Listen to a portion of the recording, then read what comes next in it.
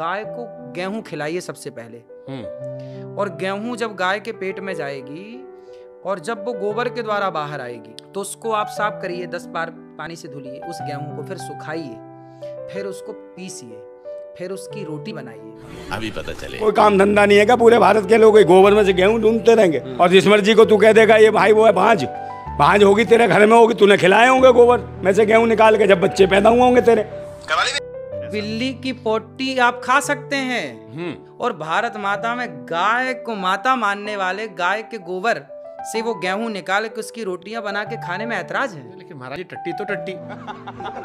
तो लेटरिन करने तो आदमी भी जाता रहा है खेतों में, उसकी भी तो खाद बनती रही है। तो कल कह दो अपनी लेटरिन में से छाट के खा लिया करो कुछ।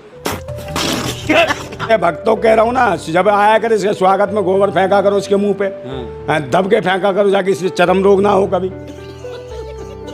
तो दोस्तों अनिरुद्धाचार्य जी तो कहते हैं गाय को पहले गेहूं खिलाओ, फिर गोबर में से गेहूं निकाल कर रोटी पका कर खाओ।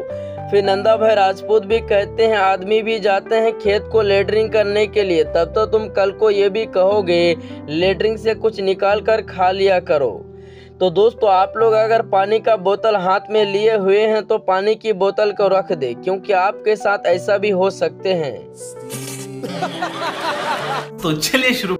गाय को गेहूं खिलाइए सबसे पहले। और गेहूं जब गाय के पेट में जाएगी और जब वो गोबर के द्वारा बाहर आएगी तो उसको आप साफ करिए, 10 बार पानी से धुलिए उस गेहूं को, फिर सुखाइए, फिर उसको पीसिए, फिर उसकी रोटी बनाइए, फिर उसका भोग लगाइए भगवान जी को। मैंने और गाय चबा ली हो तो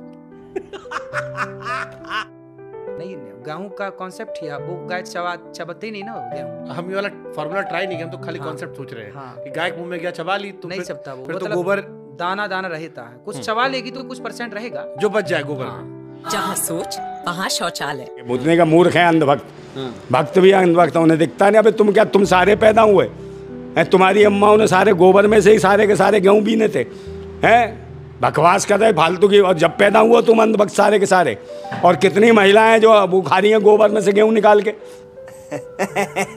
और कितने नहाते हो तुम गोबर से, या तुम्हारे बाप दादा कब से नहा रहे हैं गोबर से?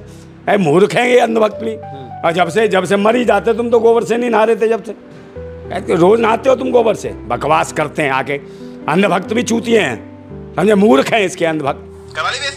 ये गोबर में से गेहूं निकाल रहा है, गर्भवती कर रहा है महिलाओं को गेहूं खिला खिला के, कितना मूर्ख बनाता है। ऐसे लोगों के खिलाफ मैं कह रहा हूँ सरकारें कुछ ज्ञान नहीं ले रही हैं। जनता माफ नहीं करेगी। मैं एक संत जी के पास गया, वो जंगल में रहते हैं, तो मैं उनके पास गया तो उन्होंने बोला कि मैं 12 महीने यही रोटी खाता हूँ। संत जी, मैंने वो रोटियां खाई हैं। आप खाएं ये वाला गेहूं? हाँ, वो रोटी मैंने खाई है।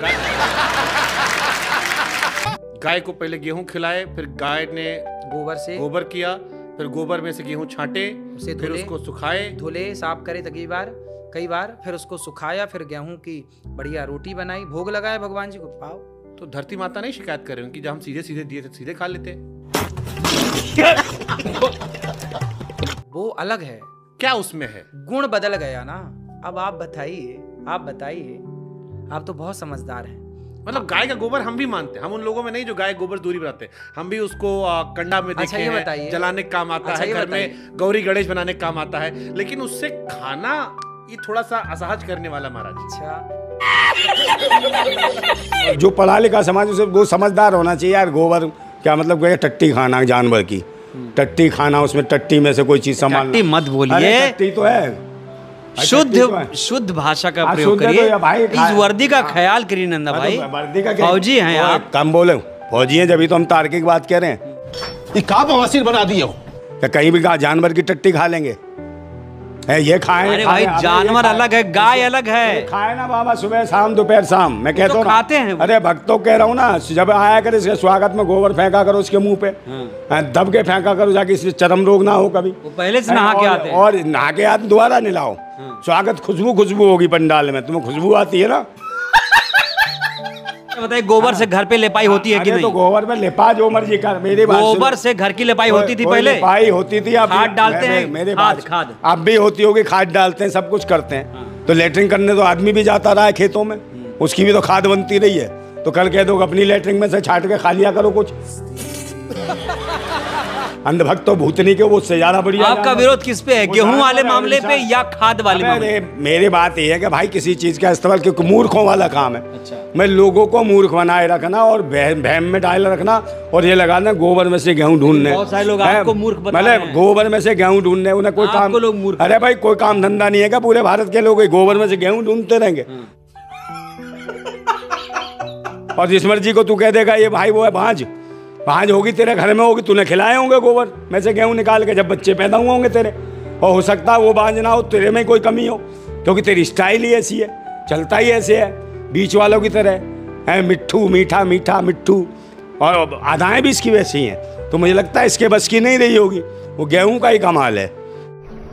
बंद करो हाथ जोड़ के। मैं बड़े बड़े लोग आजकल बिल्ली की पोटी की कॉफी पी रहे हैं, सुना है? कुछ हमने ऐसा सुना है। हाँ, किसी अब बिल्ली का है किसका है, पहले कुछ सुना है। अब बिल्ली की पोटी आप खा सकते हैं, उससे ऐतराज नहीं है, उससे आप बहुत समझदार कहलाएंगे। वो जी मैं तो पढ़ा लिखा हूँ, मैं तो बिल्ली की पोटी खाता हूँ।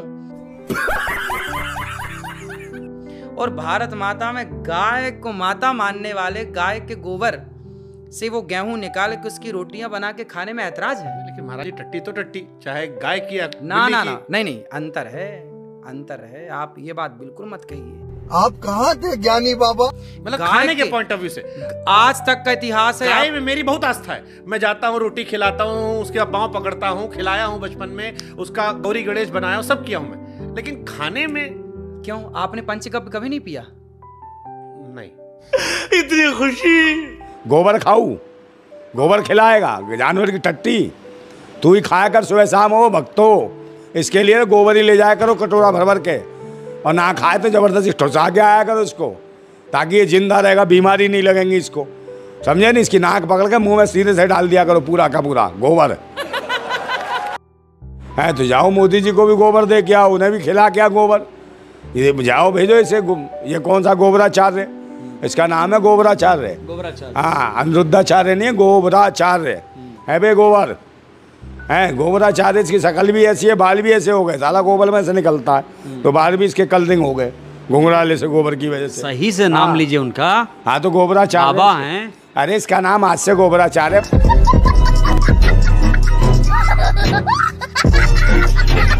खा तो सही, 10-15 दिन गोबर तो खा ले, उतनी के बिना टिकट के ऊपर पहुंच जाएगा।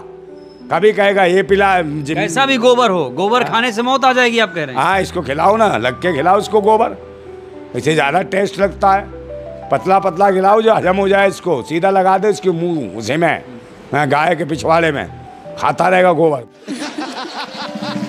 उन लोगों को क्या कहेंगे जो इनके अंधभक्त हो चुके हैं, एकदम भक्ति में लीन है? भाई उन्हें ये सोचना चाहिए कि ये जो फालतू की बकवास करते हैं, तार्किक बनो, कोई तार्किकता नहीं है इनकी शब्दों में, ये मूर्ख बनाते हैं, धंधा कर रहे हैं। तू समझा? हाँ। नहीं, तू समझा नहीं। तो दोस्तों, नंदा भाई राजपूत का कहने का मतलब है अनिरुद्धाचार्य जी की बात कोई तार्किक बात नहीं है, बल्कि अनिरुद्धाचार्य जी लोगों को मूर्ख बनाते हैं और अपना धंधा करते हैं। तो दोस्तों, हमें तो पता है आप लोग आज अनिरुद्धाचार्य जी की बात सुन सुन के हंस हंस के पागल हो गए होंगे, और हम तो यही चाहते हैं आप लोग इसी तरह हंसते रहे और मुस्कुराते रहे।